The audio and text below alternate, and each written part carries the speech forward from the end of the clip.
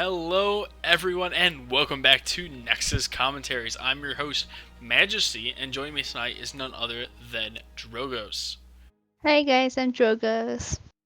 So tonight we are bringing you Roll1Esports versus Phoenix Rising Onyx. Both these teams were top contenders last season once they hit the playoffs. Roll1 got a little rough start, but they were able to squeeze into playoffs in the 7th seed, and Pro was in at the number 2 seed, and their first series of the game went to game... Did it go game 3? It may have gone to game 3. I can't remember if it went to the 3 games or if it was a 2-0, but it was a very close series, and I remember Pro squeaking it out in like a 32-minute game for the very end. It was a very exciting series. So these teams were very close last season. I know Pro has had quite a few adjustments to their roster coming to the season, only carrying over one member from last season to this season. Drogos, how much do you think that will affect this season going forward? I think having new members will definitely lead to new playstyles and strategies, but depends on how much they like to work together with the new member. If they like the old team better, that might actually affect them by a lot. But if they like the new member, they like what's going on, they like the changes, then they will do really good. They should. So, Roll1 ended up winning the coin toss, and they opted to have first draft pick. So, Pro ended up banning out Braxis and Towers of Doom. And then Roll1 ended up banning out Ultrac and Curse Hollow. I thought it was 3 games. I thought so. Pro ended up picking Battlefield of Eternity. So, what do you think of the map Battlefield of Eternity? Hate that map. I think because the immortal race is very important on it, and team fighting is also very important. But after the tower changes, I don't think pushing with objective will get more value than split pushing, because you can defend way easier because of the tower changes. But if you win the objective every single time, then you'll eventually win the game. So split pushing unless you can win the objective every single time. Mm-hmm. This map has, ever since the XP changes, become the snowballing map, statistically speaking, where getting the first fort was like an 85% win rate if you got the first fort of the game, and getting the first keep was like a 98% win rate. So, I did not know that. yes, it's extremely snowbally. So the This is first very 2 immortals, if you can win both of them, it was something like a 92 or something like that. It was like low 90s percentage if you could win the first 2 immortals of the game right off the bat. So I look for a lot of early game rates and a lot of early game on this map. It's not a map you want to build scaling. It's not the kind of map you want for like, hey, let's go for like late game Lunara hyper carry. For taking Lunara, she needs to be building for that race. Artanis, meanwhile, just got some nice buffs. More health, more shields, and that makes him extremely tanky on the Immortal, where he can just keep DPSing it for that CDR. He could go amateur opponent, or he could go into his new talent, which gives him percentage auto attack damage, infinitely scaling. Do you think we'll see Artanis? I think he'll either be banned or picked because he's just too good on this map. And he also gets really fair wave clear and camp abilities as well. Do you think we'll see Bloodlust? Ooh, Ballast.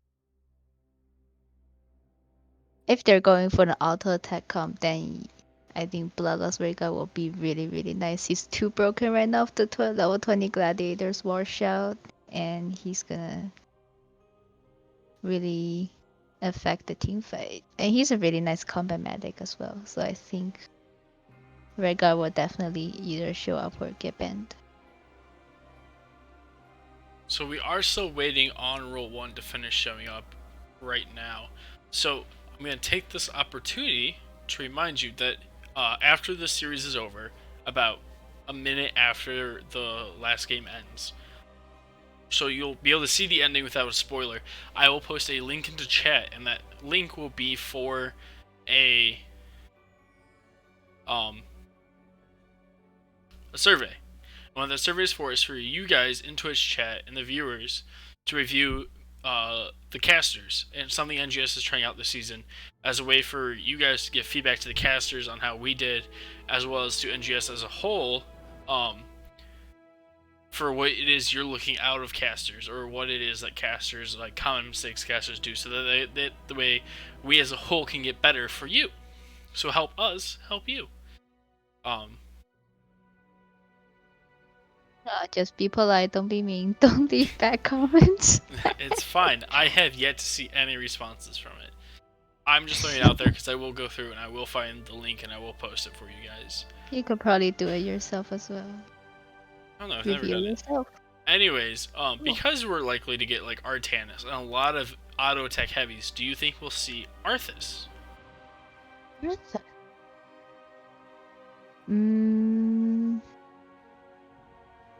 I don't know. Is he a popular pick on this map?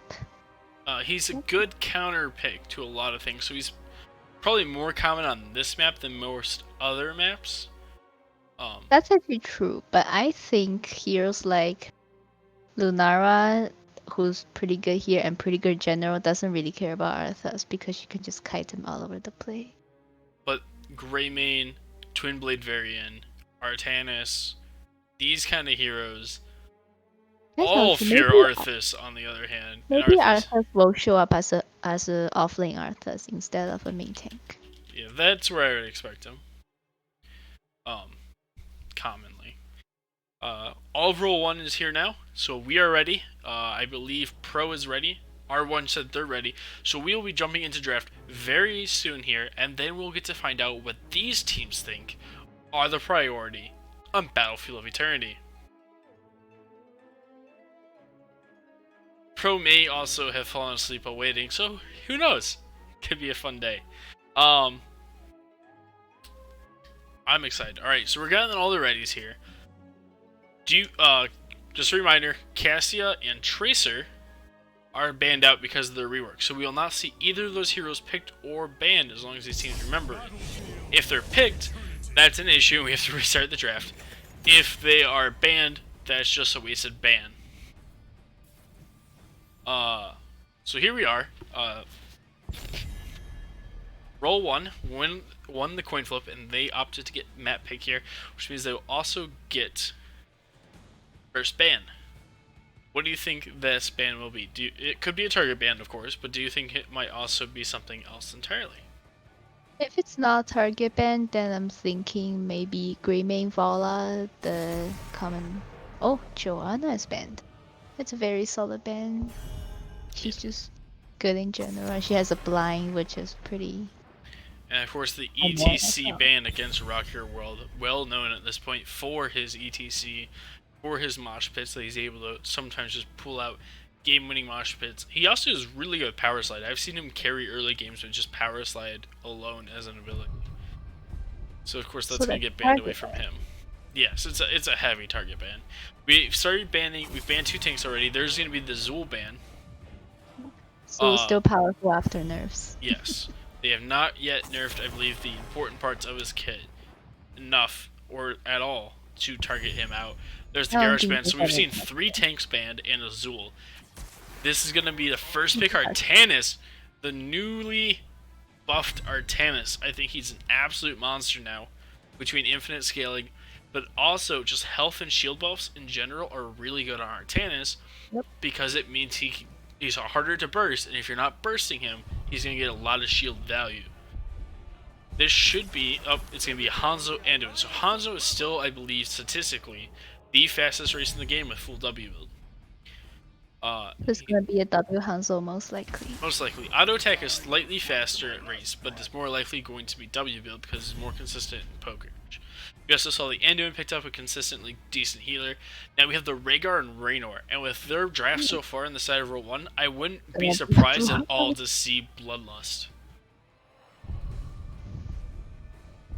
What do you think this ban's going to be, if you're expecting this to be a Bloodlust comp?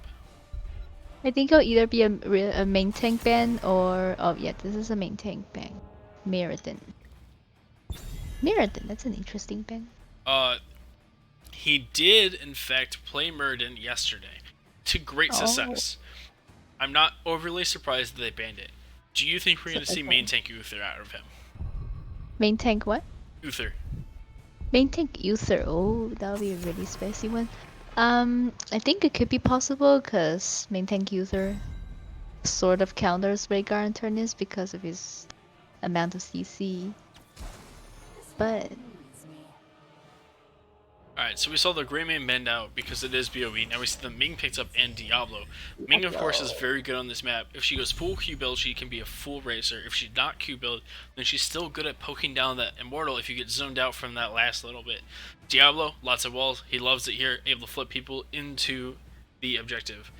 yep. As for what are Artanis counters, blinds, CC, blow up. Like, main tank Uther, Diablo could potentially do it, Johanna, Cassia if she's any good, Anubrak there, and here, this is most definitely a Bloodlust comp out of Roll1. There's no way they don't take Bloodlust here.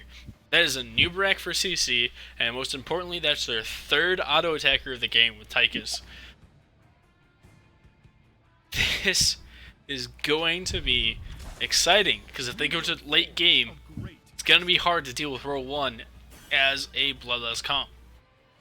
Now we see the variant come out last pick. What type of variant are you expecting here from Pro? If they're going for single target lockdown because of Li Ming and Diablo, I'm thinking maybe Taunt, but they're heavy on race already. It could be Taunt or Twin Blade. I don't think it will be Colossal Smash because of a new Barak. But I think it will either be Taunt or Twin Blade. Alright, as we're loading into Game 1 of Phoenix Rising Onyx versus Roll1Esports, we have Kurama on Anduin, Genji Boy on Li Ming, DK Salt on Diablo, Maria on Hanzo, and Burrito playing Varian. Drugos, would you like to introduce Roll1? Well, Rowan, we have Rock Your World on a new Barak, Zad on Tychus, Big Beard on Artanis, Poe on Raynor, and Velvet on Rhaegar. Alright, which of these drafts do you prefer? So far, I think Rowan's draft is very, very good on this map because of all the heavy auto attackers they have, and Tychus a tank buster for Diablo. And while Phoenix does not have any sort of blind to counter this auto attack comp, I think I like Rowan's comp over here. And we see amateur opponent on tennis. And Exterminator. Exterminate, that's a full race comp. It is. Let the battle begin. We do have amateur opponent and exterminator, so quite a few races. We're actually going to see totem build coming out of Rhaegar potentially here as he goes into that totem talent at 1. There's a big W already getting 4-6 there for Hanzo onto the new break. Some sprays being dropped, some friendly ones. Meanwhile, it is overpower there on. There's a big charge though coming out from Diablo onto the Anubrak, but he's going to have to get pulled out there by the Anduin, and Hanzo's going to jump away too as he was actually the one getting burned there. Alright, anyways, it's the overpower for Varian, which leans itself very heavily to a potential taunt build with the parry talents going in to make him taunt and then try to burst down a little bit with that extra heroic strike damage. In the top lane, of course, Varian doesn't have level 4 yet, so he's not really a hero, so he's trying to play it a little safe, a little bag. Artan's playing it safe as well. There's no reason for him to rush right now. And I missed the kill on Diablo in the bot lane while looking at that. Anubrak also pretty low, and Genji Boy, they're going to start running away. Looks like Roll1's going to go ahead and try to pick up the bottom siege camp here. Take another peek at top lane just to see if there's anything going on. There's not. Another big W. 15 stacks already for Hanzo. Coming out already on that W talent. We'll have to see how much more he can get before this first objective. The extra 2 arrow shots will be nice. What do you think so far? Anyone either team catching your eyes as Roll1 heads to take their siege camp? One's Bruiser camp. Bruiser camp. Rowan's doing their camp right now, and I think Rowan's going for heavy dive. And before Variant becomes a hero, they have much heavier burst than Phoenix. We also saw R10 started the top siege camp. He went ahead, killed 1 minion, and then stopped. We have Velvet here hanging out with the Bruiser camp that is ready to be capped at any point in time, as level 4 talents are picked up here for Roll1, slightly ahead of Phoenix Rising Onyx at the moment. We have And the we're gonna see what Variant's gonna pick up here. Under King healing totem. Sustaining rounds. So sustaining rounds coming out, so there's gonna be already some lifesteal on this Raynor. And if he goes into Bloodlust, this could just go crazy. And it is the taunt coming out of Varian here in the rhythm, picked up there for Tychus. It is a full totem build Rhaegar. He's probably gonna go totem at level 13. No, there's no totem talent at level 13. Level 16 of grass totem. There's 7 and 16 left.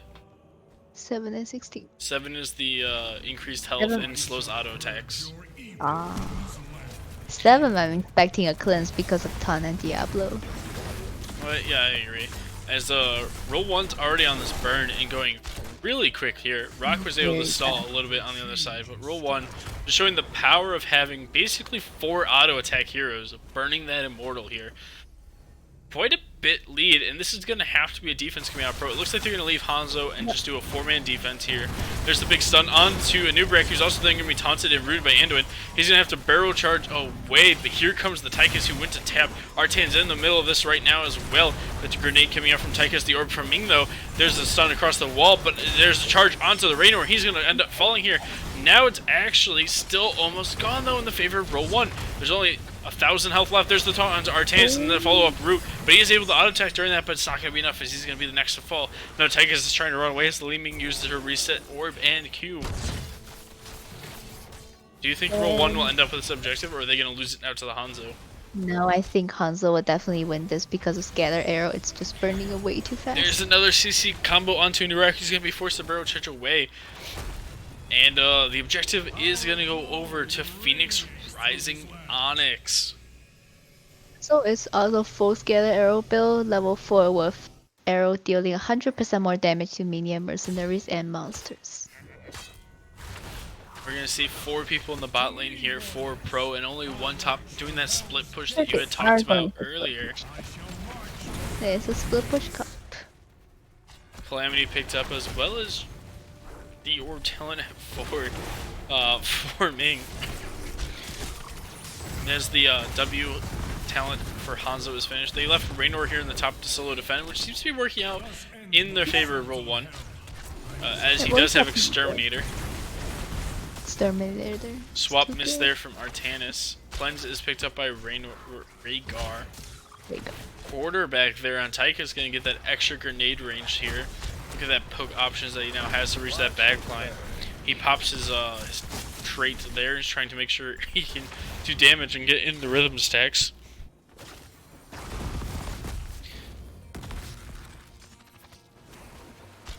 We're gonna have Phoenix picking up another camp while Diablo trying to get a pick off. Misses his stun, but now he's going to be double stunned here by Rock on the art. Nubrag, he's down to about 538 health there, and as he still continues to try to run away, but the camp was picked up by Pro. Now Rock is getting super low, he's down to 700 health with that shield.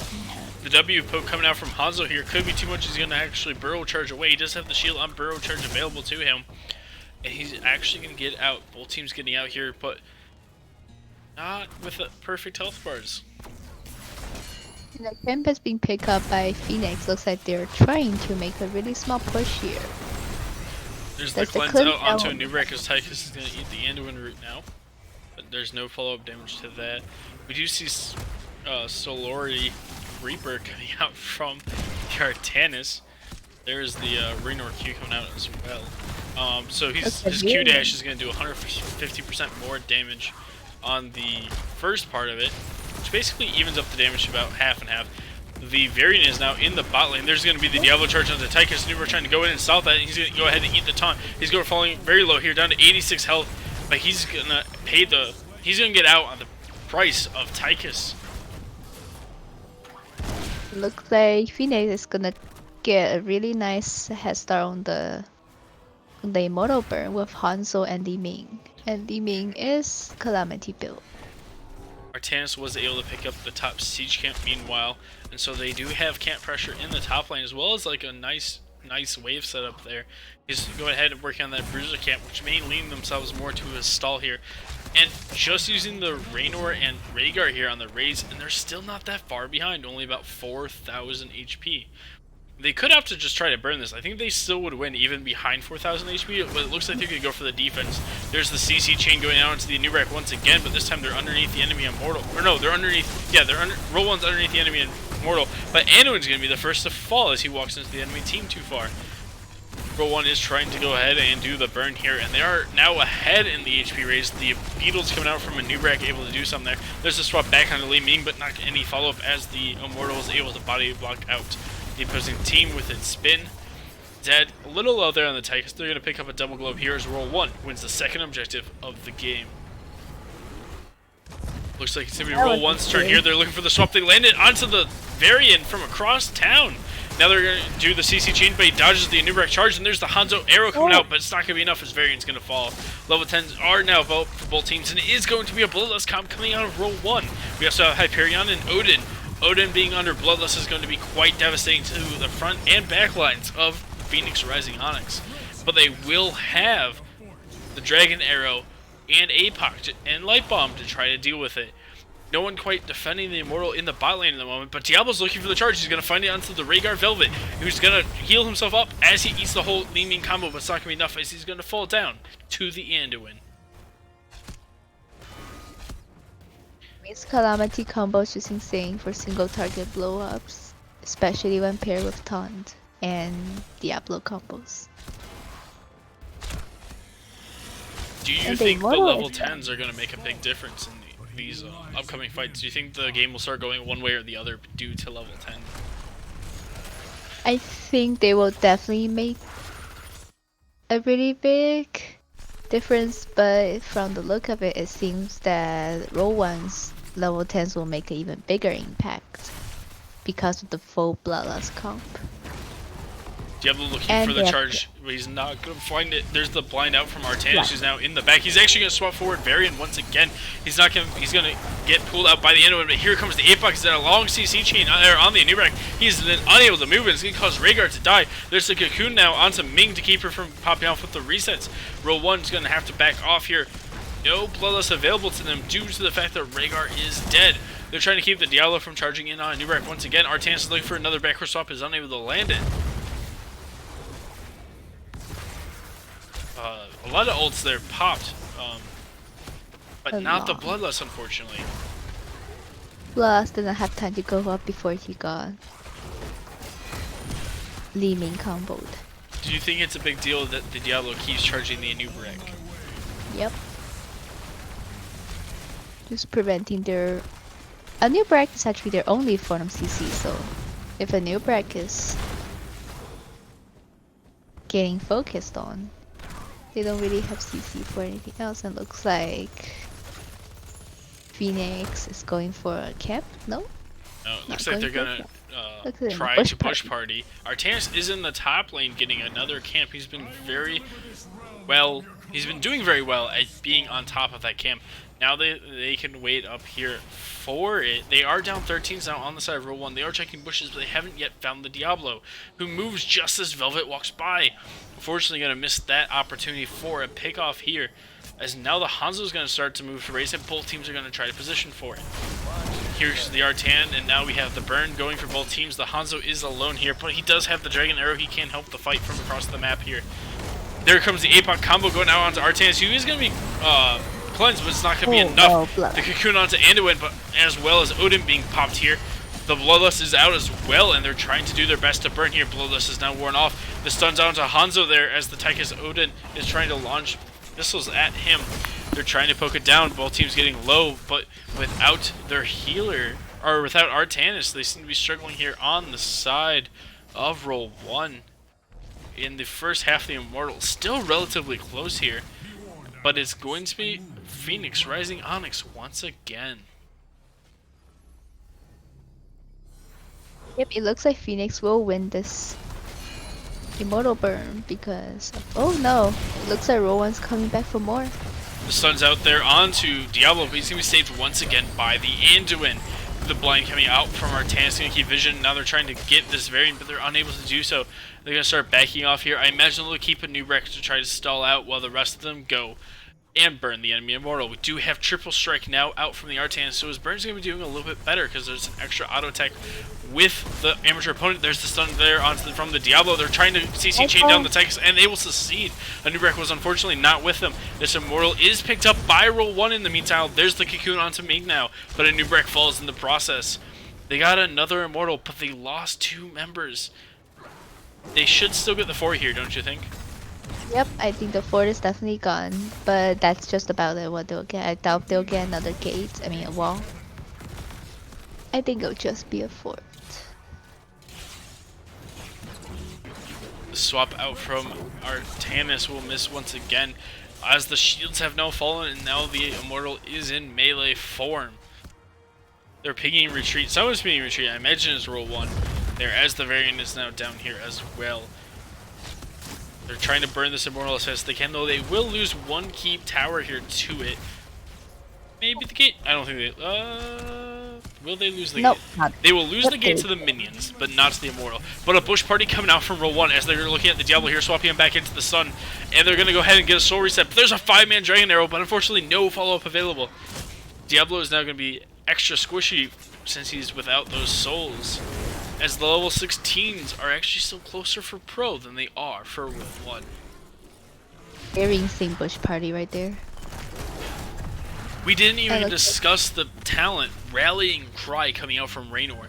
This is going to allow him to give 10% movement and attack speed to his teammates with his W. Stacking that with Bloodlust, you're talking about a 50% attack speed increase for the entire team of Roll1. That's a stim drone on every single member of Roll1 with lifesteal. Yep. And we also see Acid range mandibles on Nubrak for more auto attack damage when he's attacking his hero that is low towards that. Roll1 gonna look to pick up the bottom seeds. They did pick up their bruiser camp there, as we saw. Pro is gonna go ahead and move to the top lane, try to defend that double camp here. As we're not quite. The announcement is coming right now. In fact, for the next Immortal phase. I imagine Roll1's going to look for another type of bush party here, but it depends on where they go. We now have Mirror Ball available to Ming, so her race power is going to be stronger, as well as the Pierce coming out of Hanzo. And Spell Power coming out from Varian as well, so their blow-up potential is going to be a lot higher now, 20% in fact. Looks like the members of Roll1 will go ahead and jump here on the race. They do still have the race advantage with how much auto attack they have on the team. They're already almost through it in just a few seconds. Here comes the APOC as well. They're unable. Actually, it ends up hitting 2 members. There's the dive onto the Rhaegar as well as the Dragon Arrow and the Light Bomb. It's going to be enough to fall him. Unable to get Bloodlust off once again. Now it's going to be Tychus' turn to hand over the charge from Diablo. Cocoon onto Diablo is going to keep him from overpowering, but 200 health left there on the Tychus. Is he going to get out? He's going to get out with 8 health. 8 health on Tychus. He's going to walk away. That was insane. Phoenix Rising Onyx still needs to be careful here, because if they leave too much, Roll1 can still burn down this Immortal. Roll1 having to play around that Diablo, though, as it's the Hanzo once again on the race for Pro. Using the Tychus Grenade to scout out how many members of Pro here are on this Immortal. It is now Titan Killer picked up there. As they go for the swap onto Variant, they're going to go ahead and swap him into the Tychus and a new wreck, but they're unable to follow up any CC. Artanis is going to get out before the Diablo is able to hurt him, though. And now they have the Rhaegar here. Raynor's the only one not here. They're going to throw out the blind from Artanis, and there's the Bloodlust. They're going to go straight on the Immortal, but it's already too late, so they're going to go ahead and turn around on Pro here. They're getting the CC there out onto the Variant, but the Anduin Pool's going to save him. Now it's Diablo's turn, but he's going to push him back. There's the Light Bomb onto 2. He's going to kill the Anubrek and the Artanis there. The Ming popping off. Hanzo Dragon Arrow going to miss. Meanwhile, Ming popping forward with the Calamity onto the Tychus, but it's not going to be enough as the Hanzo W is going to finish him off. Ming's still going for this, but she doesn't have a whole lot of mana. Is she going to have enough to finish off Velvet there on the Rhaegar? And the answer is going to be no, but he needs to be careful because the Diablo's there now as well. If they scout him out in that bush, he could still die. Now it's this Fort's turn to feel the wrath of Pro. Such an intense fight right there. I think Rowan definitely missed the chance to engage right there before because an Immortal just fought the moment they were engaging with Bloodlust. So they were trying to get a last bit of racing, possibly. And looks like it's gonna be a keep here for Phoenix because of a very healthy Immortal, and Rowan just came back from the Hall of Storms. They are on the race to 20 here as Artanis eats a stun from the Immortal. It's going to end up being a taunt, but he's going to be cleansed out. The Light Bomb going to end up landing onto the Raynor, but it's still going to be the Variant who's the next to fall because of the tower change. Now it's Diablo or Anduin needing that damage as the keep ends up following here. Now they're going to go ahead and finish off this Immortal as they continue to look for the race to 20. Thus ends my assault on hell. So what do you think Roll1 needs to do to come back in this game? They'll either need to play the camps, like they were getting a lot of camps, which were giving a lot of push power. If they can get camps to push while stalling for Phoenix to not let them harp, then they could possibly get more value from split pushing with the camps. Or they could just simply go for a really good team fight and before level 20 to get the disadvantage. So Roll1 is actually ahead in structures, but it's felt they're down 14 kills to 5. It's just been the power of the Immortals that they've gotten so far. As they're going to go ahead and back off here, back to the top lane, kill off the siege camp here that was picked up by Pro, and pick up their own bruiser camp in the meanwhile to re-push out that lane, as neither team has a keep in the top lane available. Pro, meanwhile, are going to go ahead and pick up their bruiser camp, while Varian finishes off killing the siege camp picked up by Roll1. Both teams are basically just sitting around trying to get 20 while they wait for the next Immortal. Do you think it would behoove Roll1 to fight before this Immortal phase and before level 20? I think they would need to do that if they really want the Immortal, because there's no way they're gonna get 20 before the Immortal spawns. Pro playing it very safe, checking out every bush. They learned their lesson from that last random bush party that came out of Roll1. Now both teams showing on the map. Again on opposite sides as both teams clean up the enemy bruiser camp before the Immortal spawns. Immortal has spawned. It is going to be the unsafe race, but level 20 is picked up here by Pro. Anything interesting? We have played the game. We have Archon Pure Power that's going to help with the race and siege potentially, as well as Glory to the Alliance.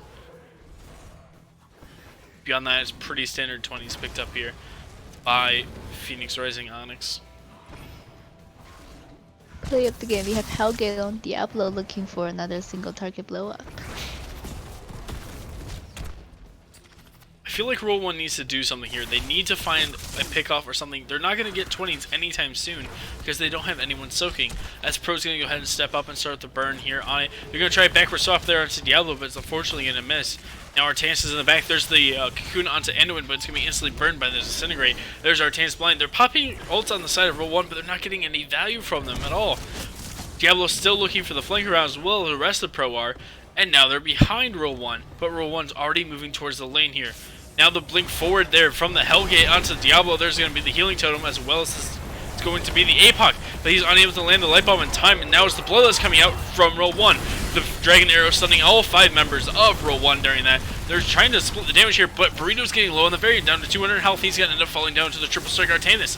Disintegrate there, going out onto the Rooted Nubrek, who's now going to dash forward and stun out Diablo, who's going to end up getting another soul reset. Hanzo's down to half health, but so is Poe there on the Raynor, but he is Raynor. Level 20 is now picked up for Roll1 as they win a fight down level 20 and get a single kill out of it. That was a very interesting fight. The Phoenix, when they had the light bomb and APOC go off, they didn't actually quite get a lot of value out of that, but the play of the game got some value, but no follow up. That's why it gave Roll1 some time to react and turn the fight back to their favor. We have Tracer builds. I didn't notice Tychus went the 2 talents that give him Tracer build. That's right. Tychus taking Bob and Weave, so he has increased attack range by 1.5. And he also gains 2 additional charges of Run and Gun, and the mana cost is reduced. Plus, he has the level 1 Press the Advantage. Run and Gun increases his auto attack range for 1.5, meaning that he actually ends up with +3 auto attack range every time he bobs and weaves, and he has 3 charges of it available. Plus, it's not that long of a cooldown, so he's able to bob and weave around, basically acting like a mini tracer throughout these fights. We also have Gladiator's War Shout coming up from Rhaegar, the level 20 upgrade to Bloodlust. It's up now, and that could end up spilling the Doom if they pop it on the enemy core. Roll1's going to position here, but here comes Archon Pure Power to try to burn this Immortal as fast as they can. But here comes the Odin, also notorious for sieging well. Roll1's going to start moving in slowly here as the keep is going to fall. We still have about 90% here on the Immortal, and the swap from Artanis is going to miss.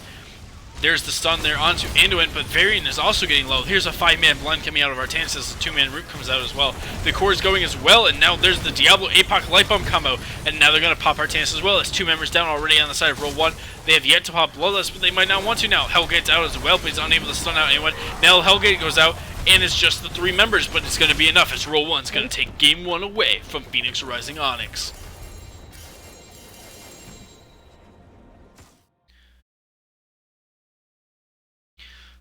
The value of the Immortal without a keep. I mean, after the keep is down, it's just really, really high. The siege damage it offers, and Roll1's willing to sacrifice their members for the core. Roll1 had less kills by over half of that of Pro. Roll1 having only 7 kills to Pro's 16. Why is it that the team that had more kills, do you think, ended up losing? They were not chaining their combos very nicely because on the last pre-25 for Roll1, 2 of the hard CCs missed, but only the play of the game actually got the full value with no follow-up. That's why they will need to chain their CCs more carefully and fighting smaller areas where their CC will get a lot more value than open grounds. So even though they had more kills on the side of Pro, you think that their main issue was they weren't team wiping, so they were getting more of individual pickoffs that weren't as important as compared to Roll1's kills were at important times. Yep. Important times. If you're Pro, you had more kills, you're winning most skirmishes, are you going to take map pick here and try to pick a specific map, or do you think you go for first pick on the hero picks to try to get something strong with the Zool or something else?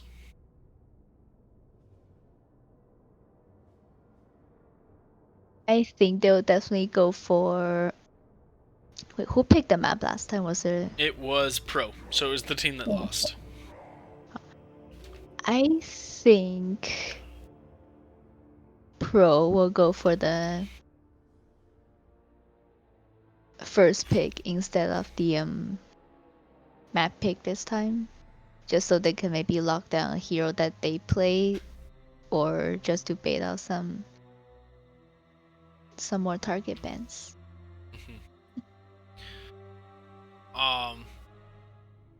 I'm gonna play the devil's advocate here, just because it's fun. I'm gonna say that they take map pick, and the reason is they clearly had something that they had in their playstyle that was working better than Roll1's. So I think they take a map pick and they go for something that allows them to potentially snowball, get those team fights. Maybe see Curse and Alterac and Braxis and Towers are banned out. They can't go to Garden, so then another good map for them. Garden's banned out? Garden's not in the map pool for NGS. Oh. No Garden, no Blackhearts, no Warhead Junction. Just sad. I really like Warhead Junction, guys. Next season, Garden of Terror, Warhead Junction, please. Oh my god. Game 2 for Roll1 versus Pro, we are going to Dragonshire, which I'm going to guess was Roll1's pick, and it was. Roll1 did pick the map. Pro opted for first hero pick. But it seems like a trap, because Dragonshire heavily favors, and by heavily I mean it's like a 7% win rate swing, the person who has second pick over first pick. So it's a good map. If you end up in a situation where where the enemy team has opted to take first pick, you take them to Dragonshire, because then they lose the entire first pick advantage, and you gain the advantage as the second pick, and you got to pick the map that you could have already prepared a strategy for. So we're gonna have Rowan pick the map, so Phoenix will have first pick. So, I don't want to give away any spoilers, but if Roll1 goes with their consistent strategy, it's going to end up being a 1-1-3 split on this map instead of the standard 1-4. That's interesting. Their mid laner tends to be one of two heroes, Falstead or Zeratul, who then will constantly roam to the top lane and force the top lane in their favor every single time, which then forces teams that aren't used to playing that style of the 1-1-3 on Dragonshire to then have to quickly adapt to it or try to inch out advantage somewhere else. And if it's, say, Falstead, he can walk top and then fly to the bottom, and then you don't end up in a situation where you go, well, it's a 4v3, we can use this to our advantage, because then it's a 4v4 anyways after losing a 2v1 in the top lane. Now, both teams are ready. We're about to enter the the drafting phase, and we're going to find out what Phoenix Rising Onyx and Roll1Esports want on Dragonshire. Game 2 of this best of 3 series. Are we gonna see a Rexar pick here? It would not surprise me, as Big Beard, I know, does in fact play that hero and plays it very well, as this map is, as Goku pointed out in chat, Roll1's bread and butter. It's not impossible to beat them on this map by any means, as we did watch them lose it yesterday, but it is one of their preferential maps, as we're going to see the first ban being Garrosh away from Rock Your World. Very, very nice ban here. Is there anything from Pro's draft from last game that you think Roll1 should use their first ban on? Since there's no racing here, I doubt Hanzo should, because it seems like they pick Hanzo purely, mostly for the Immortal race. We see another tank choke here coming out from both teams, as Johanna, Garrosh, and ETC are all banned then. So we could potentially see another tank ban, or we could see the Zul banned out, because that's still on the table. Zul ban. It's going to be the Zul. So I believe this is the exact same 4 bans from both teams here. It's going to be the Rexar taken away there by Burrito away from Big Beard on the side of Roll1. They could switch at the end, so there might be another plot coming up. They can't switch across teams, though. Big Beard's on the side of Roll1. Oh, never mind. Oh my god, I'm sorry. So, Pro, Phoenix Rising Onyx, took the Rexar first pick. No surprise here. It's going to be Leoric to counter pick him in the top lane. That's a Rhaegar. And the Rhaegar, they liked their Bloodlust, and I have to say, I wouldn't be surprised to see him do a Bloodlust again. It got a lot of value. It did, especially that level 20, giving them the core.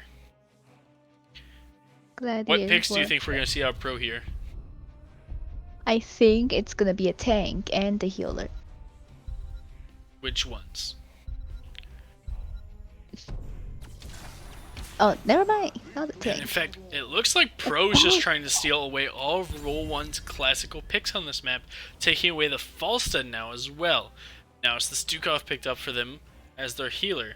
Neither team has a tank yet after tank choking. This could give both teams this could give Roll1 a chance to ban out a tank and then pick a tank before Pro has an opportunity to pick a tank, and they can force them very far off of their comfort picks here by banning out, say, Diablo, and then taking Mal'Ganis. It is going to be the Diablo ban out there from Roll1. I like that. Diablo put in a lot of work into game 1.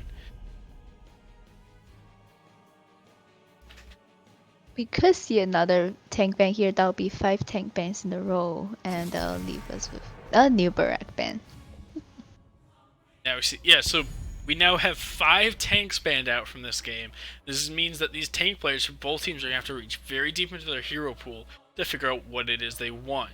This also means that maybe Roll1 wants to opt to keep their tank pick down to less, since so many are already gone. They're going to go ahead and pick up Mephisto, and they are going to take away their Murden. Murden yesterday for Roll1 did very well. Mephisto was super good at scaling, so this could be a stall till like 16, and then worry about Dragon here, coming out from Roll1. as now It's it's the Blaze. Blaze main tank coming out from Pro. Last season, Pro was very well known for their Blaze. They played it in something like 95% of all their games, and it's gonna be the Orphea out now from Phoenix Rising Onyx as well. None of these heroes are too traditional, besides maybe the Rexar because it is Dragonshire, but none of these are super far out of the meta either. It's basically a group of B tier heroes coming out of Pro, with the exception of Rexar's probably S tier on Dragonshire. Stukov is very solid. He's probably A. Stukov's probably A, but the rest are probably B tier. And now we're gonna see the Zeratul coming out from Roll1. That's gonna be their option. And now I'm looking at Roll1's draft and I'm saying if they hit 20, they win the game. It's gonna be very hard to fight Roll1's draft into the late game. Their skilling's insane. Pro, on the other hand, needs to be able to snowball this, but they have the opportunity to do so with the Rexar in the top lane and the Falstad able to rotate top or bottom depending on where he wants to go. But let's see how it ends up playing out in Game 2 of Phoenix Rising Onyx versus Roll1Esports NGS Division B West. On the side of Phoenix Rising Onyx, we have the Stukov being piloted by Kurama, Genji Boy on the Orphea, DK Salt on the Blaze, Maria on Falstad, and Barito piloting Rexar. On the side of Roll1, we have Poe on Zeratul, Zed on Mephisto, Big Beard on Leoric, Rocky World playing the Mirrodin, and Velvet playing Rexar. Rhaegar as in Game 1. Do you think this is another Bloodlust game, or do you think he goes Ancestral this time? I doubt it's gonna be Bloodlust. I think it's gonna be Ancestral because the only people he could benefit from Bloodlust is probably only Zeratul and Leoric if he's going auto attack build. You don't think Murden wants the attack speed with Skullcracker or go give him the X? That could happen as well. We But the only target that could possibly attack would probably be Blaze and Misha. And maybe Stukov. As these teams begin to clash into the mid lane here at the start of this game, we do see that the creepy hand lands there on Blaze after the Murden Sun, as the Mephisto is going to land quite a bit of damage, about 1/8 health onto every single member of Pro there, and it's the Orphea that's almost down to half. Meanwhile, the Stukov silence is going to go out to 3 members of Roll1, as now Leoric is stepping forward. He's going to go ahead and Wraith walk away. Now he's going to mount up and go back through Bermuda on his way to the top lane. Blaze is still kind of low, but it's the Mephisto blinking forward, and the Rhaegar who's going to be in trouble here. On the side of Roll1 is they're going to go ahead and back off. I imagine they're going to use their early tap here for this, but only Mephisto seems to be interested in tapping, as now the Rexar and Leoric move to the top lane. We do have a couple interesting level 1 talents I would like to talk about here, as we have the Spine Launcher out Stukov, making him a very, very good early game DPS hero, which is going to help pilot them into that early snowball mid game that they want. And you have Birds of Prey on Rexar, so it's gonna be a Spirit Swoop bird build. Bird build is going to let a lot of power be on Rexar instead of Misha, which is going to be nice on this map, as he can just use Misha there to control the point while Rexar stands in the lane. Yep, and he also gets some more self-defense against a possible Zeratul flank instead of completely relying himself on Misha. Also bribe out of Falstad here, the wingman talent, in his favor, which means he could look to potentially steal away camps later on. Blaze is going to dive back in there with very little health, but he might be able to get out as the Mephisto blinks forward after running out, but it's actually Mephisto going to be the first to fall. First blood going over to the side of Pro. Thank you, Goku. I knew I was pronouncing it wrong. I wasn't sure how to. Rare-E. The Falstad's name is Murari. I knew I had it wrong, I wasn't sure how. I knew eventually I'd get corrected. As we see Leoric versus Misha in the top point here, he's draining her away, and Rexar doesn't really have the mana to really contest that. Pro is able to hold the bot lane, as it looks like Roll1's going to go back to contesting the top. There's also a big scuffle here in the mid lane as they're trying to kill off the Blaze. Poe's getting super low there, but so is Murden.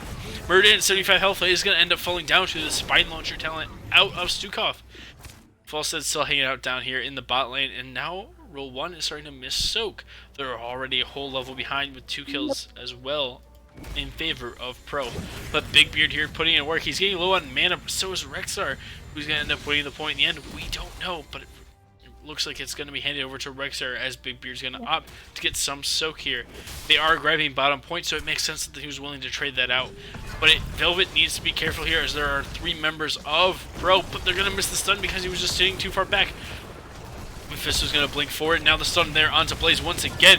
The W there from Zerto is going to miss, but the Stukov silence is going to give Blaze the room he needs to keep alive. He's going to dash forward there underneath tower onto the Mephisto, but it's not going to need any shots. Orphea's going to miss her combo. Murden now going to try to go ahead and jump out. Poe, meanwhile, was able to rechannel the point there on the Zeratul, getting in and out with that stealth ability that he has. In the top lane, we do have Leoric and Misha once again battling it over this, as it's Hungry Bear for Misha, helping give her the sustain on the point that she wants as the fight continues in the bot lane. Down here, Orpheus. I did not see how Orphea died, but she died. And it is Mind Devourer on Orphea, so she's not looking for the big chunk quest, which will eventually do incredible damage. This is the more standard build that we see coming out of this Orphea, at least for competitive play. Not trying to greed out something super late game, but you don't want to go late into this draft out of Roll1. Anyways, so I'm not overly surprised taking that talent by any means. This is kind of going into the combo build that Orphea was known for quite a while. As Orphea is going to step up here on the point, as Roll1 knows, because Blaze is leaving. Meanwhile, in the top lane, it is still in favor of the Rexar here. But Big Beard's trying his best to try to counter this. Now the Rock Your World on the Murden getting out with 15 health there. I'm glad we caught that. As Misha's going ahead and fall, so Leoric's going to go ahead and be able to cap the top now. Murden's able to land a stun from across, but he's still trying to regen his own health here with that passive before he really commits to this. It is Perfect Storm and Reverberation here, and then into the Skullcracker. With the sight of Skullcracker, it may very well still be a Bloodless comp coming out of Roll1 here as the Mephisto jump forwards once again. There's the big stun follow-up though, and he's going to end up falling. Murden tries to jump across the wall, but not able to do heal. But a quick heal from Rhaegar is going to go ahead and keep him alive anyways, as he did drop down to 75 health. Blaze and Falstead are making their way to the mid lane. Meanwhile, Rexar's once again trying to compete for the top objective point. Orpheus pairing too well with Blaze early game, going for that single target blow up. Roll1 has both control points at the moment, but they are unable to position anyone mid. Falstead stealing away the Bruiser camp with that bribe. That was what we kind of mentioned earlier. As we see the Blaze is going to be zoned out here a little bit in the Bermuda, hunted down there by the Rhaegar, giving a little nippy nip on the butt before he finishes walking away. Level 10's picked up here for the side of Pro, and we're actually going to see Combustion coming out instead of Bunker. Unleash the Boars and Crushing Jaws, the standard builds coming out, as well as Flailing Swipe and Gust. Combustion already used on Roll1, but no significant value. Both teams throwing out damage here. Rexar actually rotated all the way down to the bottom, never showed, but then left, as Big Beard is going to once again capture the top point. Now, he is going to have to go back and deal with this one minion left from the Bruiser camp to save his own well. He's going to go ahead and do so. Orphea and Falstead are kind of zoned out here a little bit, but never mind, they're going to group up. But now there's a split bit coming out here from the side of Pro, but it's only the Mephisto really able to go in and do damage. Now they're going to have to deal with this. Both the camps on the side of Roll1 have been stolen away now, as Burrito heads his way back to the top lane. Level 10's picked up now here for the side of Roll1. We are going to see Might of the Nerism. We're going to see Consume Souls out of the Mephisto going for that big killing blow in Tomb, and it's going to go ahead and be Ancestral this time instead of Bloodless. I'm not opposed to it by any means. I do think they don't have as many auto-attackers as last game by any means. As in the top lane, we once again have Leoric and Misha fighting for the point. The bottom Bruiser camp here picked up R4 Pro, but it's going to give Roll1 a little bit of opportunity to at least take it to the neutral here. Pro is going to go ahead and dive in here onto the Murder. He's going to be given the unstoppable. He's going to be put on the silence. Now it's the Crushing Jaw, but they're going to be gusted out of it by the Falstead. Now they're going to be counter-engaged upon here underneath that tower. Minus 40 armor now currently on the Blaze, but it's Velvet who's in trouble. Velvet's going to run back on the Rhaegar. Murder is going to go ahead and jump back in. Genji boy there on the Orpheus, go ahead and going to recapture that point during all this. Mephisto blinking forward, going to put out some damage with his lightning ring.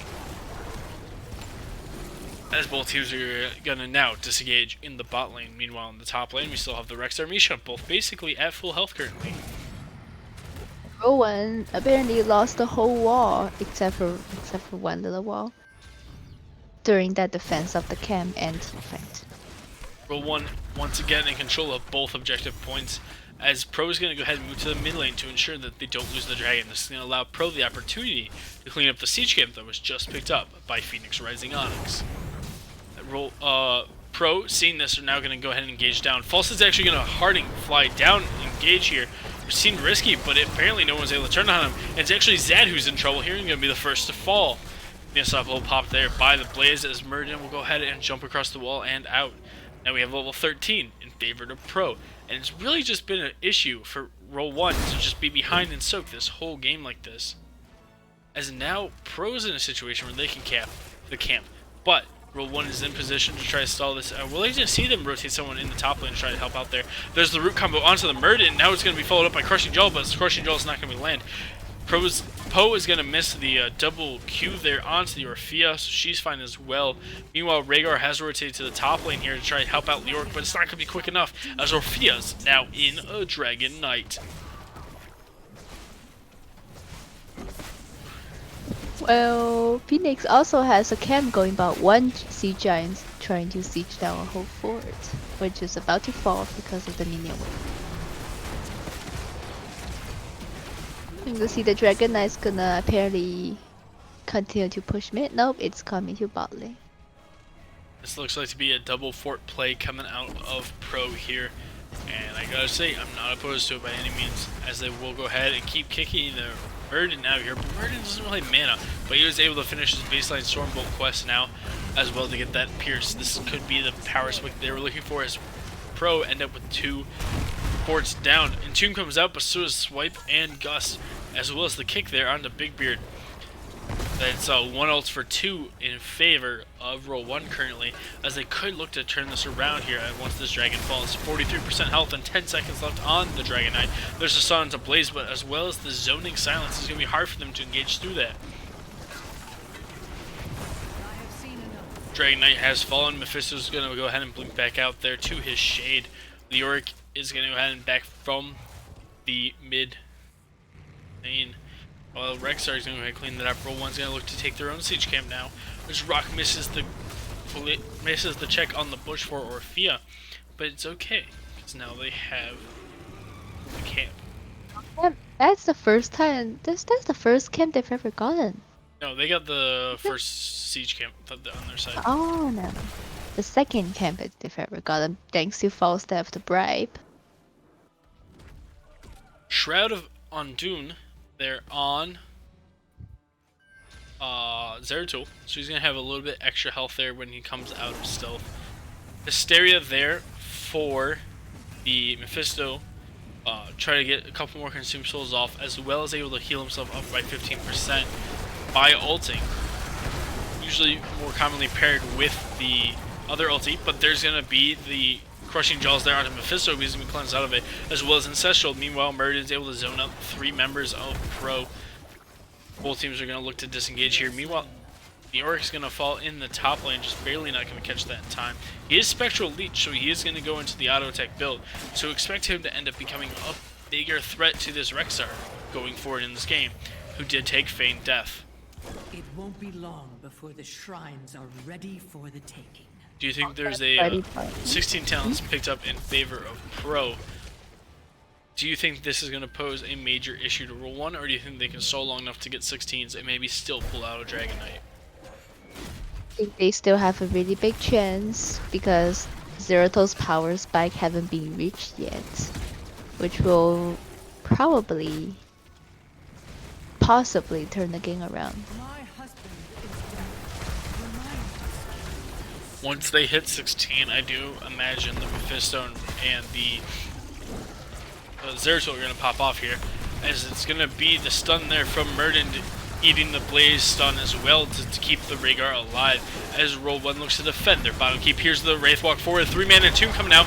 There's the Crushing Jaws, is going to miss once again. The Blaze combustion goes out there onto 1, but it's going to be enough to kill the Murden.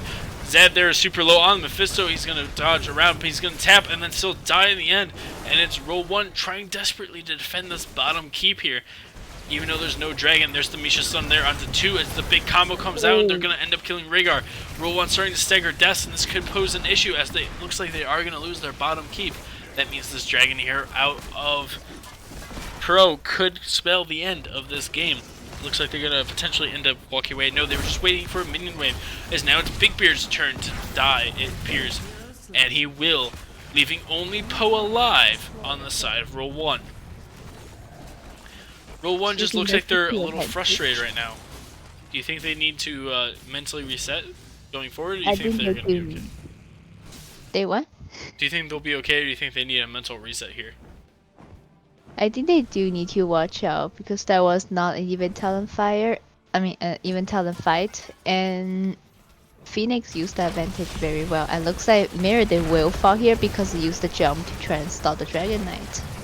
Yep. And Rock will end up falling there, in what just looks like a throw. Blaze will go ahead and pick up the Dragon Knight here, but 16s are now picked up here on the side of Roll1. Is it going to be enough to defend? We're about to find out. As we do have Static Field here picked up for Mephisto, he's going to be able to chunk down enemy team a little bit more consistently now with that double blink there out of the Zeratul to try to zone the Dragon Knight as far back into their team as they possible. We have seen some serious defense on this, as this is one of the stronger cores in the game now, with its large stun on those boulders that are coming out from it. Roll1's all up now, and they are looking for this, but Zed's going to end up falling there on the Mephisto. Poe's in trouble now as well. He's going to double blink away from the crushing jaw. There's the kick there from the Dragon Knight. Once again, unable to kill him, but the Dragon Knight is fallen, and Rock Your World's in trouble once again. There's the combustion coming out of Blaze. He's now unstoppable. Rock Your World's going to try to run back in. He's trying to heal back up at the same time, and the Ancestral there onto Poe. The Zeratul needs to look for it, but it's already too late. Phoenix Rising Onyx will take Game 2. We're going to Game 3 in this series.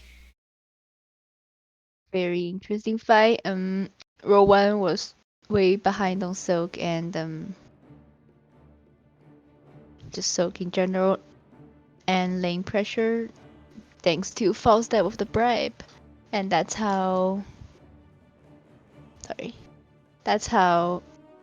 apparently that's how Phoenix got a upper hand. Alright, so we're now 1 versus 1 in this best of 3 of Pro versus Roll1. This is now a best of 1 series, winner takes all in Game 3. Is there a team that you think may end up coming out on top from based on their performance so far? I think Phoenix is definitely getting their things back together after the not failure, just some playing issues in Game 1. But I think Roll1 might be able to pull out the auto type Lala's comp again in another map and turn the game around. Could be indeed. What do you think Roll1 needs to do if they want to win this series after a loss like that? I think they will have to change their play styles a bit. Maybe have someone that could constantly clear lanes, rotate, help ganking top, because Rexar was apparently very vulnerable at times when he was overextending. But they didn't have a global that could go up to gank him. So if they could have more, you say that, oh yeah, flexibility in their playstyle, they could turn the third game around. Or they could just pull up an yeah. Which team do you think has been more hindered by these teams tank choking in their ban phases? Do you feel like one tank has been clearly playing more comfort picks than the other, or do you think both tanks players are still deep enough in their hero pools that they're not really getting banned out here by all these tank bans? No, I think they're not really affected by the tank bans. Looks like they could use every single tank as good as they want. So, Game 3, it looks like Roll1 opted for the map pick. We're going to Infernal Shrines. which Infernal means Pro Shards. has first pick. What would you look to first pick in this scenario as Pro?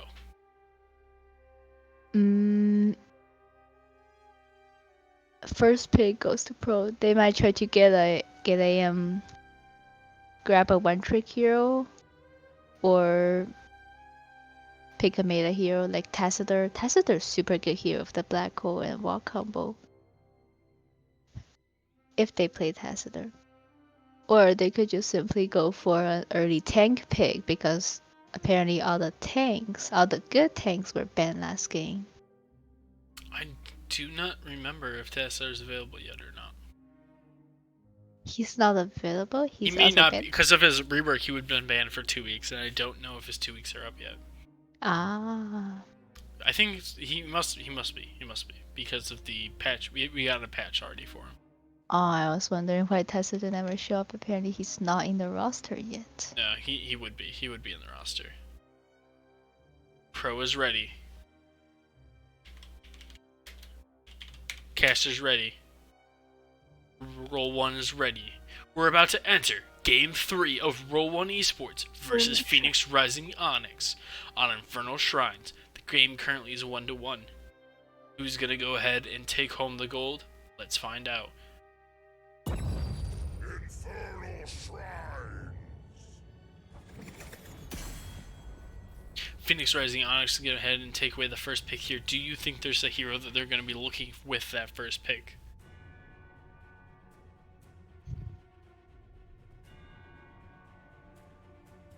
Very interesting. I don't know. Maybe a tank like Diablo. He's really nice here. Apparently he gets banned a lot, so maybe we'll see a Diablo here first pick. Well, he gets banned out this series because Pro has shown to be. Yeah, Taz is the right because Diablo's been Pro has been shown to be strong on the Diablo. It's gonna go ahead and be the Garrosh ban once again. Does Rowan play really good Garrosh? Yeah, Rock's pretty good at Garrosh as well. Apparently that's why a target ban.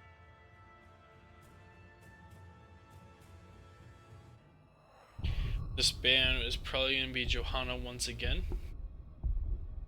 I would think it's gonna be Joanna. Johanna, it's gonna be Azul this time. It's probably Azul Johanna once again. They're just swapping it up here in the order.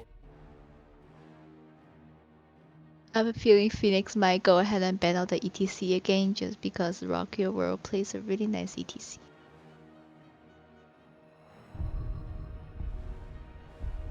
Should look to ban out something else. They are going to go ahead and stick with the ETC ban, which makes me believe this is going to go ahead and be the Johanna ban once again for even the same 4 bans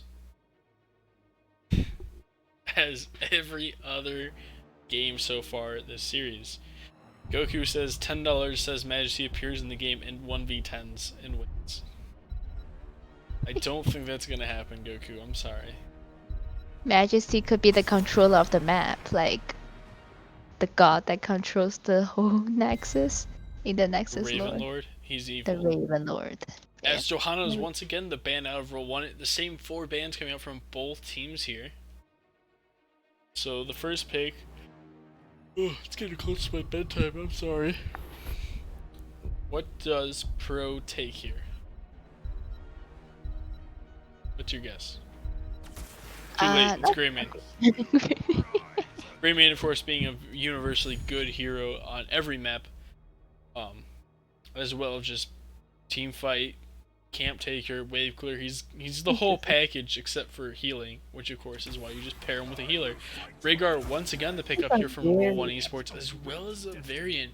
But Poe's the one on the variant. Poe has neither been shown as the offlaner, nor has he been the tank so far this series.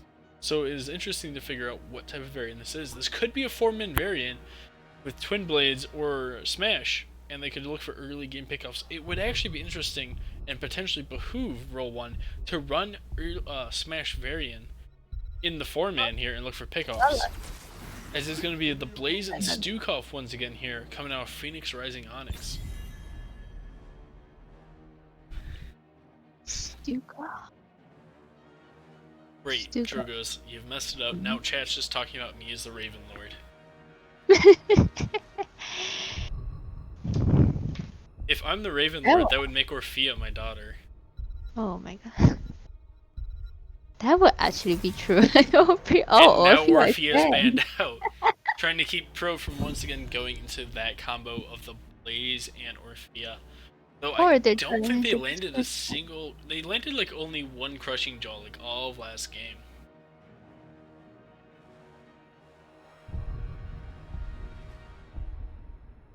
It's also accurate lore-wise.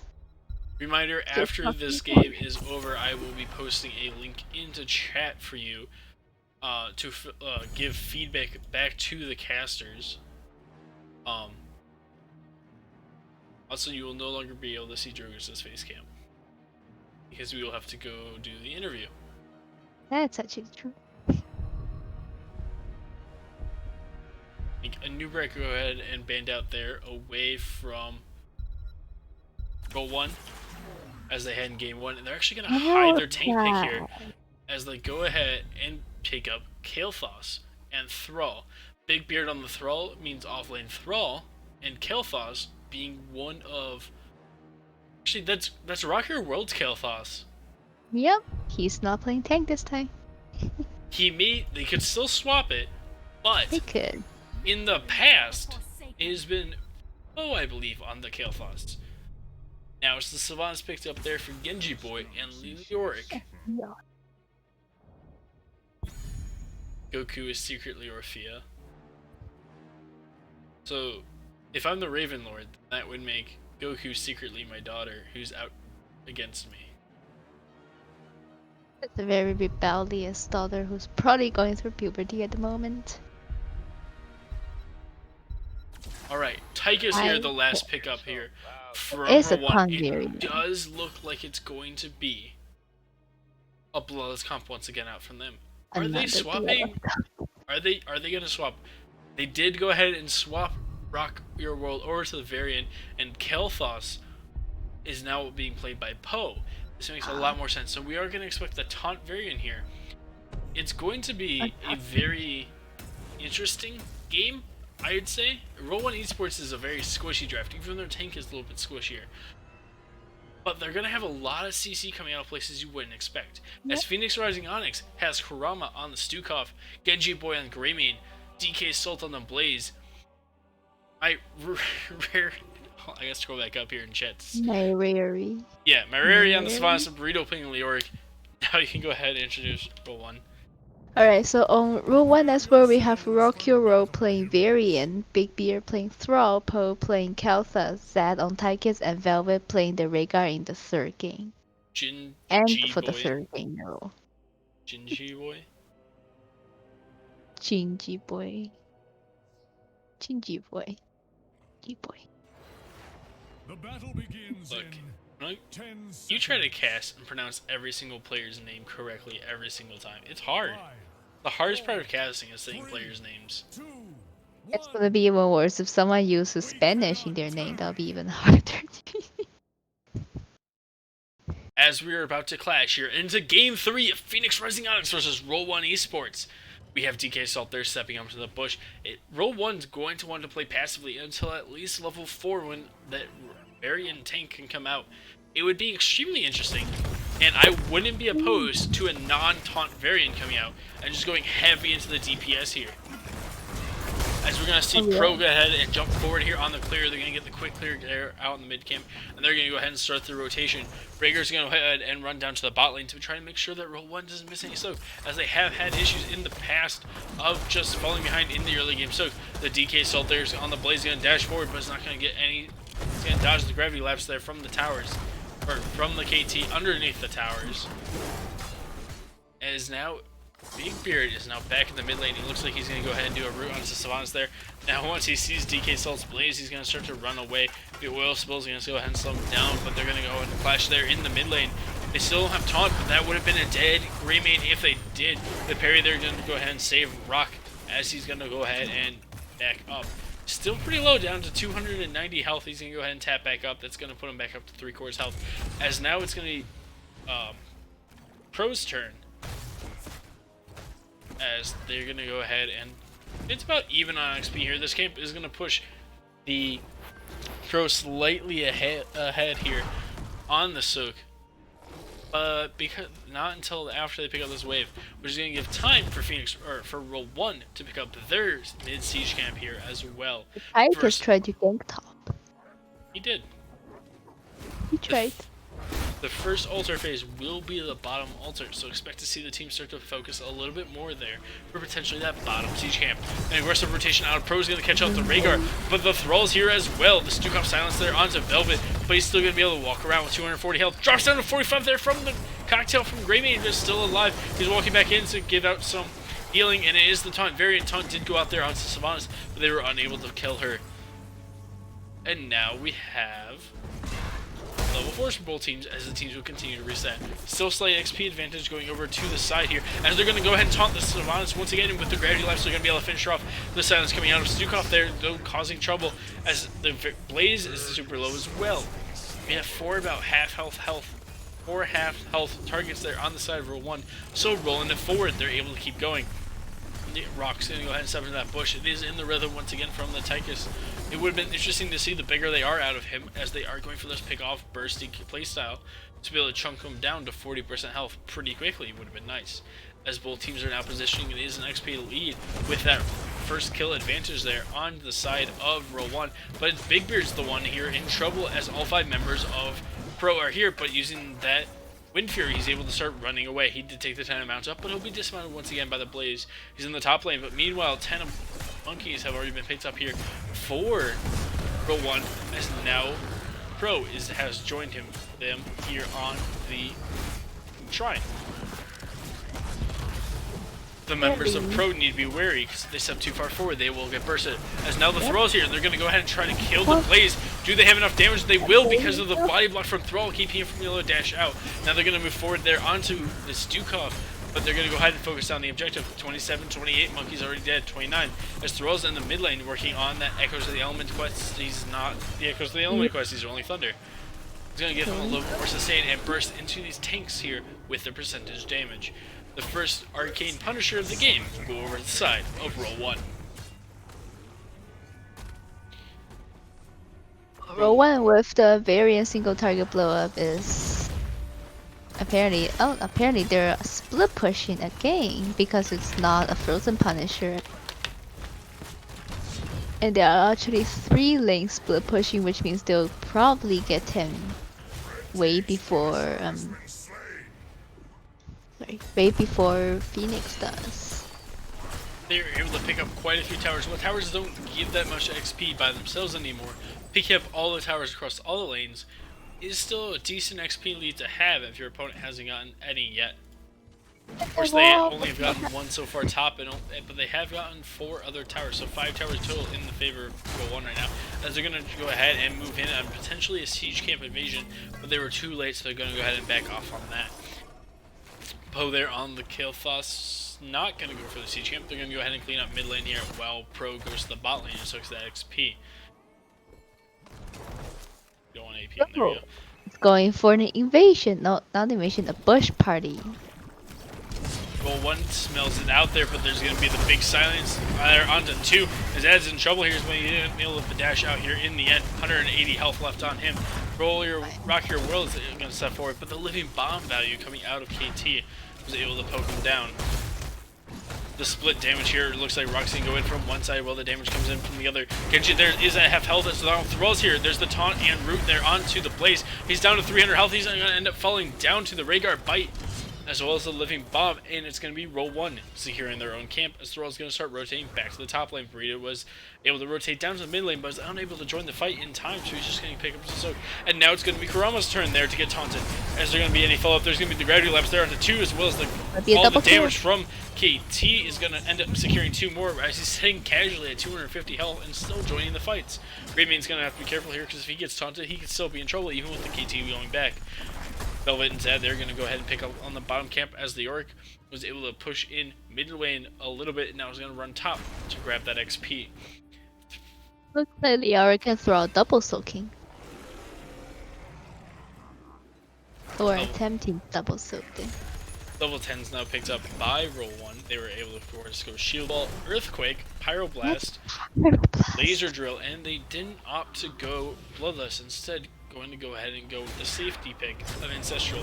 There's the taunt to Blaze as well, followed up by the Gravity Lapse. He's going to try to dash out there, and he's unable to do it. 100 health, but he's going to end up falling down to the Thrall. They were also channeling Pyroblast on him at the time. There's the Leoric going to show himself as the Sylvanas is trying to get the Bruiser camp. They're going to go ahead and sniff that out now on the side of Roll1, so the Leoric's going to drag them in. Now the Tomb and the Drill coming out, and that's going to be a deadly Leoric. Now the Bruiser camp's going to be stolen away by Roll1. Talking about leading enemies to people that's camping. Oh my god. Looks like this is going to be a Mortar Punisher this time in the top lane here. As the Leoric is going to respawn, but in the middle of Roll1, he's going to end up losing half his health upon a respawn. You know it's a Mortal Punisher. Huh? How did you know it's a Mortal Punisher? The color of the gem at the top. Yeah, but like before the shrine even activated. Psychic. Oh. Pure guessing. Combustion coming out from opening up Blaze once again as he's going to end up missing that channel. We also have Go for the Throat, Wailing Arrow, and Tomb, and the Wailing Snipe, of course. As you already saw some of those ultimates come out of Pro. Cocktail quest now completed by the Greymane as Thrall's going to run in and land a 5-man Earthquake, but there's the Filling Sword to try zone out as well as the Wailing Arrow. There's a 2-man Blaze stun coming out, and now it's going to be Beakbeard there who's in trouble. He's trying to zone back from the Greymane as the taunt goes out onto the Blaze. Neither team really focusing damage too much. There's a 2-man root coming out of Thrall. The Varian is being drained by the creepy hand out from Leoric, and both teams are going to disengage and try to fix back up. Both teams still do have tap. Roll1 is unable to secure that from the Pro side. There's going to be the taunt onto the Stukov. He's going to be the first to fall. The W damage coming out from the Sylvanas is going to be starting to stack up pretty high. There's the cleanse there onto the Tychus to make sure he's able to get away. 15 to 13 so far on the Shrine Monkeys. Root there onto Sylvanas. Rock's going to dash forward, but is not going to taunt for it. And these teams need to be careful because the Sylvanas damage is going to start stacking very high. Like they're going for the late game, the Sylvanas Shadow Dagger quest. It's gonna eventually stack up to 200.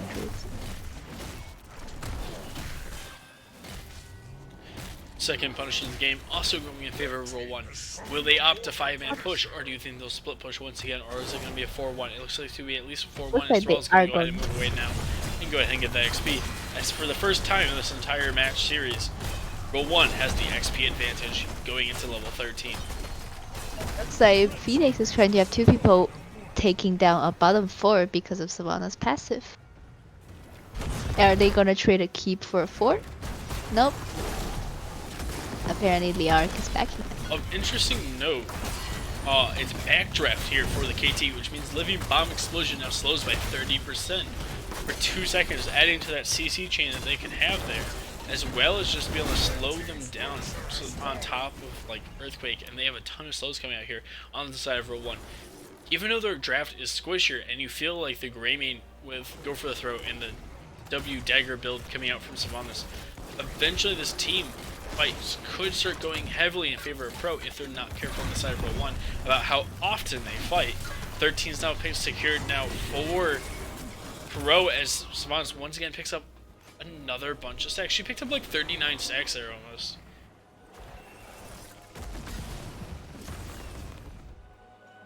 So we're gonna see Roll1 going for another bottom camp. They're going for as many camps as they can get.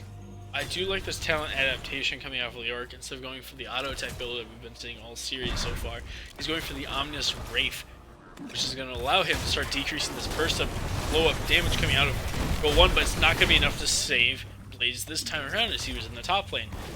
These taunt combos coming out of Roll1 right now just seem deadly.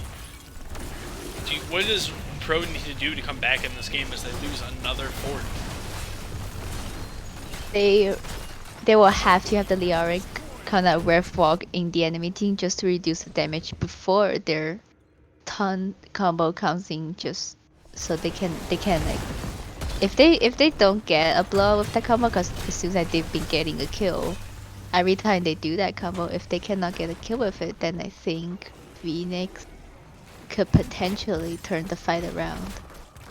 with all their very good zoning abilities. Another quick camp pickup there for row 1 there on the mid siege as Pro goes ahead and moves to their top bruiser camp. Is this going to be an invade? It looks like row 1's going to look for a 5-man invade. They do see Leoric in the bot lane there as Ruck goes ahead and gets out, but there's a 2-man stun coming out from the Blaze. They're going to go ahead and try to zone them off there. Big Beard's running forward, throwing a woof at him, but is unable to land it as the bruiser camp is still in the way by row 1. It was pain. Row 1 just moving around as 5 gangsters now, just rolling up mid lane, saying this fort's ours as Looks well. like Now there's going to be the taunt onto the Leoric as well as the whole combo. Are they going to land 300 health left on him? But it's going to be the Ancestral Wrath going to go ahead and kill him there from the Thrall. As they're going to go ahead and also take away mid fort. All 3 forts now down for Pro as the next Shrine Altar phase will be starting soon. Target blow up is just too insane. This altar should be a frozen Punisher, so whoever gets it should be able to get at least a keep. And if row 1 gets it, if they get a couple pickoffs, they could potentially be looking at game here. Yep. Thanks to a looks like Pro, knowing that they're down 16 here, are going to opt to try to burst down top fort the best they can. Doesn't mean that they're giving up a frozen Punisher, but there's not much they could do against the level 16 advantage and the strength that is row 1 at this moment. Big Beard there in the mid lane, clearing that up, adding in some extra map pressure. I would like to see row 1 go ahead and pick up the mid siege camp here away from Pro before this Punisher really gets going. It looks like they're going to go ahead and do that, as Pro is going to go ahead and back now in favor of defense instead of trying to base race. I like that. Don't base race. You already used Sylvanas' passive. We now have Alpha Killer, Super Strain, Heat Treatment, Will of the Forsaken. 16s are picked up there for Pro, as well as the next Wraithwalk talent for that Ominous Wrath build coming out with Leoric. This Frozen Punisher is going to about to turn off the building here, and this is where we're going to see the plays of row 1 really come into play here. They're going to be the taunt there onto the Blazes. They're trying to burst him down, but there's the Wraithwalk coming out from Leoric. He's able to get out there with about 40 health left. Not 40 health. About 40% of his health left, but the drill coming out there onto the keep is going to finish it off. Blaze is going to dash forward. He's going to be able to survive that Pyroblast, but it's going to be Leoric who pays the price. Without that Wraithwalk now, and a tomb up in 10, or taunt up in 10 seconds, we could see some pickups coming out in favor of row 1. The roots coming out from both the core and the Frozen Punisher could be confused by the teams as well. And now it's going to be DK Soul's turn to die there on the Blaze. We still have taunt available as Gravian is going to be the next to fall. Wailing Arrow now down as well. There's the taunt onto the Sylvanas there as they're going to move forward, and the score is at 49%. There's only 7% left here on the Punisher, but the Sylvanas is the next to fall, and Game 3 will go over to Roll1Esports in a 1-3 game split.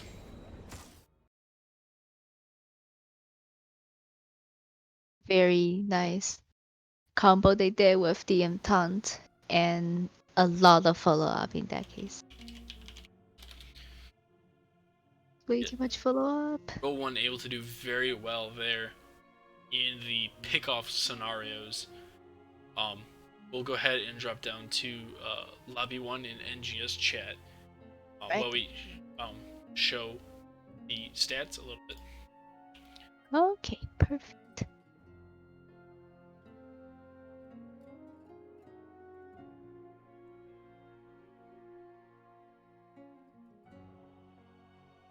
Pop up the rabies facts there.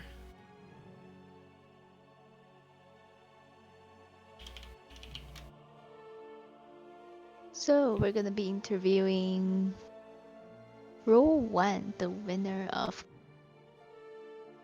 today's game. Yes. They roll dice in Discord to see who gets to go for the interview. So we have to wait to see who wins. They have to roll the dice to see who goes. Apparently everyone wants to do the interview. The interview is too popular. Let's see. Ooh, it looks like we're gonna get Velvet, because Velvet rolled a 20. On a D20. Wow, it's regular spicy. 17, 9. We're gonna get Velvet, so that's the Rhaegar player in all 3 games. Ooh. If you want to, you can go ahead and submit chat questions. You're about a minute behind right now, and we're still waiting for them to show up anyway, so there'll be plenty of time. Hello. Hello. Hi. Hello, Velvet. I'm in the right spot, right? Correct. Okay, good. So how are you feeling after that 3-game series? That was a lot of fun. All 3 games were fun. It was great. I agree. You played one hero the whole time Yep. with 2 different ultimates. In Yep. game 1, That was fun. yeah. In game 1, was your intention to go Bloodlust with your draft? Were you purposely drafting a Bloodlust comp, or did you draft and then go, hey, it's a Bloodlust comp? No, I mean credit to Zad. He was our drafter for tonight, and yeah, he told me to go Bloodlust, which for me, I play a lot of Rhaegar, and I don't go Bloodlust very often. So Not even since the buffs? I mean, I don't play enough to get a ton of game reps in. Like, I'm a sub, so I don't get as much time with the main team. But it worked out really, really nice. It was a lot of fun. Nice with all the heavy auto attacks you had. Yeah, it was good. It was a really strong draft in game 1, and the other team had a really cool combo with the light bomb and the double heroes who worked with it, the taunt and the APOC. It was cool. All right. Anything else you want to say about game 1 before we move on to game 2 as chat starts to fill up with questions? Oh,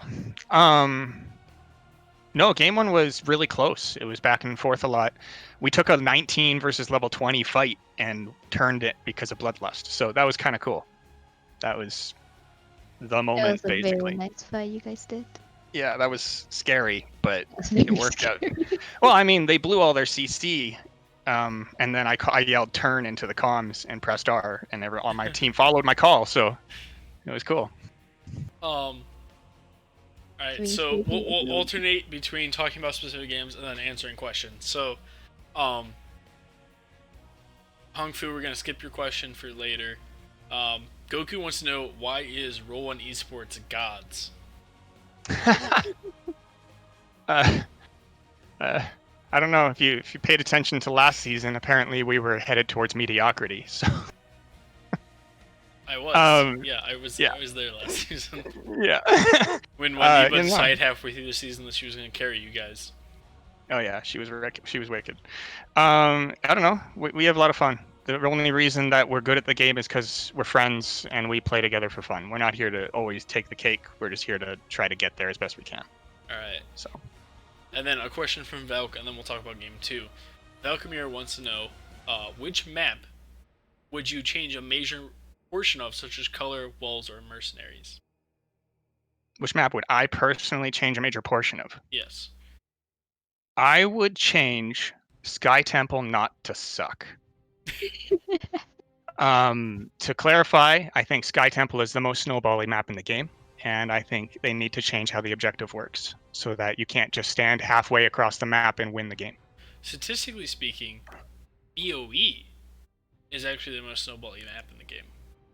I mean, statistically, but it doesn't feel bad when you lose to a snowball on BOE. It just feels boring on Sky Temple. It's fair. So game 2 is Dragonshire, which was your map pick, I want to say? Yeah, it was ours. And then you lose it, which always feels bad when you pick a map and then lose. Yeah. Was it because Pro took away some of your choices on that map? Like some of the hero picks that you were looking for? No, we messed up our own draft. Fair enough. They didn't take anything away before we drafted something out of turn, and we discussed it like during it. We picked the wrong thing, and then we were kicking ourselves, and then flipped it. We knew when we got into it, it was going to be a hard game because we wanted an Uberak before the second ban phase, and we didn't take them. So that was our own fault. Yeah, but Newburgh was banned. Yep. Nearly as a target ban. Yeah, I mean, the main thing was we drafted a specific comp, and then we didn't flex the comp after the ban. Instead, we tried to go for the same thing anyways, and it didn't work. So.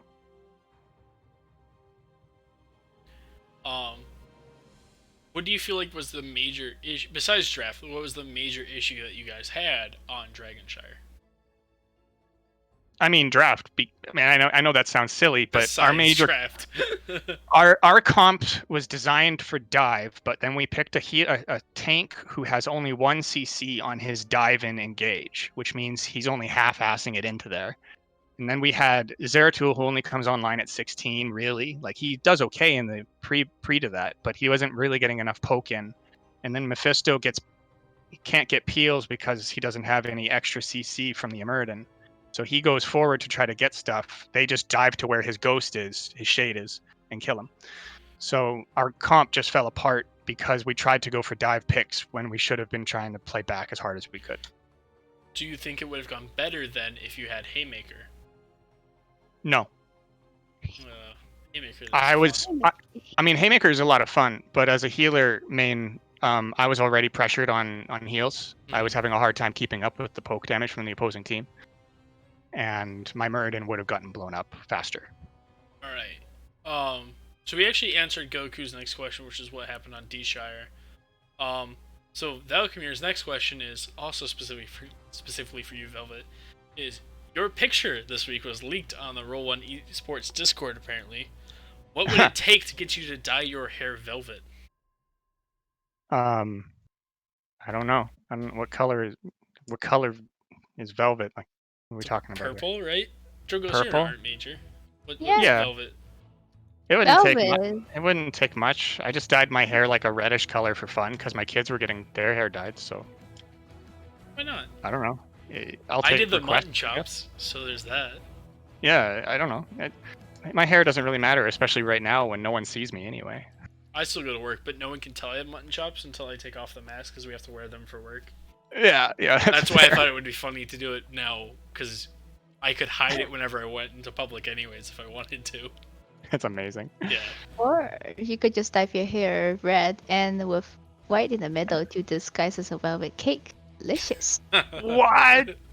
The real ideas coming out here. This is fantastic. Forget heroes. Let's talk about hair for the rest. All right. So back to the games here. You guys were going into game 3. Was there any kind of like pep talk coming out from you guys? Was there like any kind of like meditation or like some kind of thing that you guys did to calm down after game 2 to head into game 3? Rock just said this time we're not going off draft card and we're sticking to it. And then we told some jokes and we all had some laughs and that was it. Jokes. I guess jokes was the in-game therapy. Is there any that you could share for all of us at home? I mean, I can't. They were just tiny little like chuckle jokes offhand. Right. Stuff like us talking about going Cho'Gall. Why not? I was expecting a Cho'Gall. That is an extra inside joke. I have a curse with Cho'Gall. I seem to run into him a lot more than the average player, so I don't know what it is. Better you than me, I guess. Yeah, it's not fun. So game 3 was on Infernal Shrines. You guys finally got ahead. Was it on purpose that you drafted Poe onto the variant and then swapped it later, or was that just like Rock was AFK going to the bathroom? So Poe is a variant main, like a ton of variant, and usually Colossus or Twin Blades, right? So when we were talking variant, Poe just naturally assumed that was his hero that we were talking about.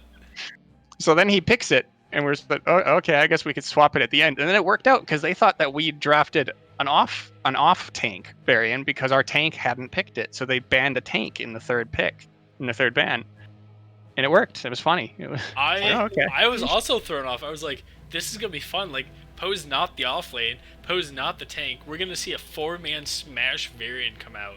And they're just gonna do some kind of crazy blow up with it. And I was excited. Then you swapped it. I was like, I guess that's okay.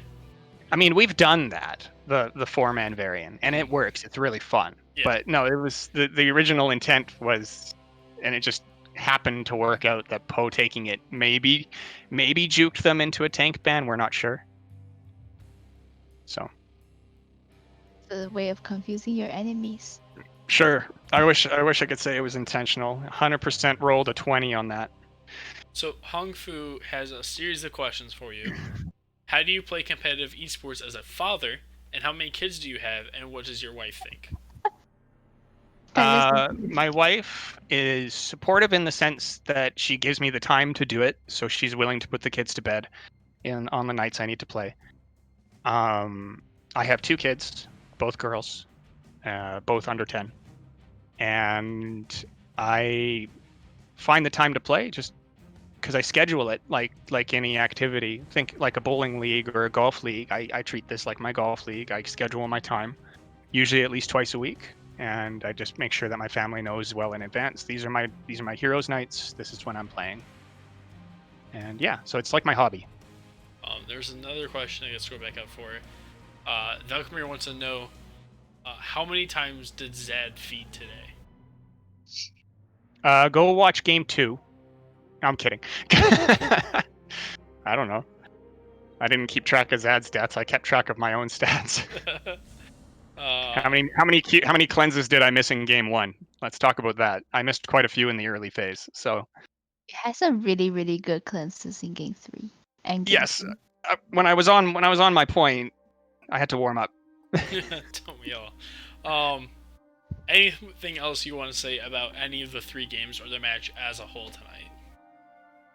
No, nothing about the match specifically. The other team played amazing. They were really good competitors, and they had some really fun pick comps and all-in style play styles. It was fun.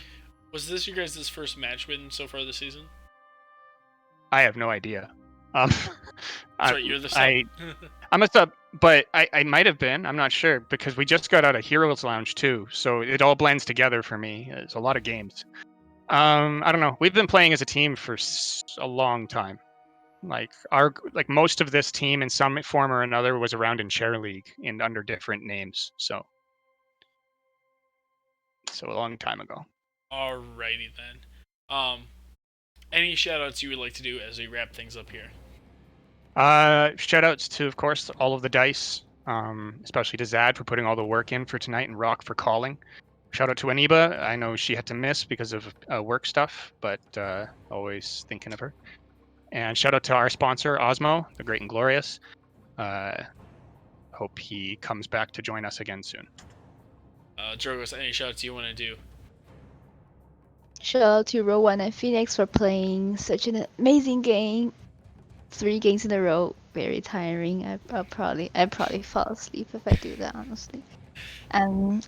And shout out to Velvet for making a very, very good interview and answering every single kind of question that's not game specific. For example, parenting questions. And shout out to Match for being an amazing main caster. Thank you all for joining us. Shout out to all of you out there watching, as well as NGS for putting this all together. Shout out to both teams for putting on an awesome series. It's always fun when they go to Game 3. And as always, we'll see you next time in the Nexus.